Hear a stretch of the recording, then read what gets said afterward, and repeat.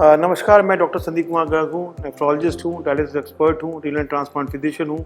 Meerut NCR में last 20 year से nephrology practice कर रहा हूँ और more than 400 kidney transplant to my credit to our team.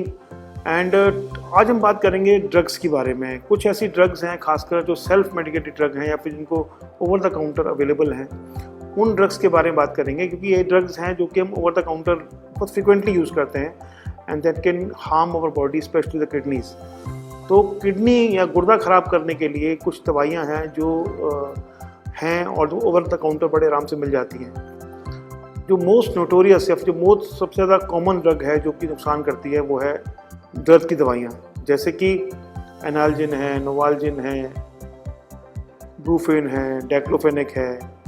ये दवाइयाँ जो हैं ये हार्मफुल दवाइयाँ हैं और अगर रेगुलर बेसिस पे आप हेडेक के लिए या घुटने के दर्द के लिए या पीठ दर्द के लिए आप ये दवाइयाँ खाते हैं रेगुलर बेस पे, तो ये आपकी किडनी को नुकसान कर सकती हैं। जो ये दर्द की दवाइयाँ हैं दो तरह से नुकसान करती हैं किडनी को। इट कुड बी लाइक आपने एक दवाई खाई, दो दवाई खाई, कुछ फ़र्क नहीं पड़ा, but if you continuously take them for years together, 7 साल, 8 साल, 10 साल, देन ये रेगुलर बेसिस पे अगर आप खाते हैं तो किडनी आपकी ख़राब कर सकती है।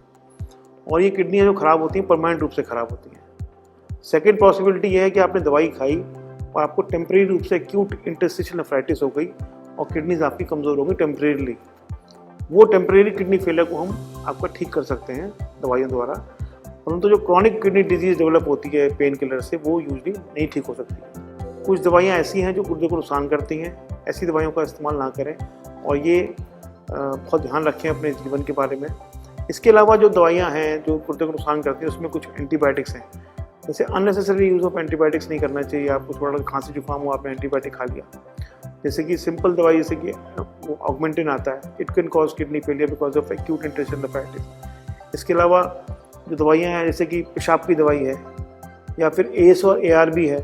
अगर आपका BP कम है, आपकी दवाई चल रही है ब्लड प्रेशर की, टेलमिसर्टन चल रही है, रेमिप्रिल चल रही है, आपका ब्लड प्रेशर कम हो गया दस्त होने की वजह से या फिर जुकाम खांसी की वजह से, उस समय आप दवाइयाँ कंटिन्यूसली खा रहे हो, तब भी आपकी किडनी जो है ख़राब हो सकती है।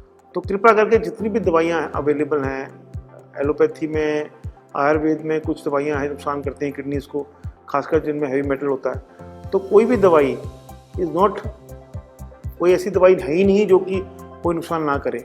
वो असर नहीं करेगी तो बेअसर करेगी, नुकसान करेगी। तो इसलिए दवाइयों का सेवन ना करें, करें तो डॉक्टर के प्रिस्क्रिप्शन से करें।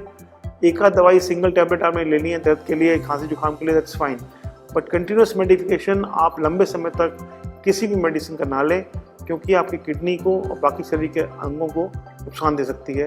तो सेल्फ मेडिकेशन से बचें, दवाइयाँ डॉक्टर की सलाह से लें और ख़ासकर जो दवाइयाँ आप लंबे समय तक ले रहे हैं उनको आप डॉक्टर की सलाह से लें, बिना डॉक्टर की सलाह के आप दवाइयों का सेवन ना करें।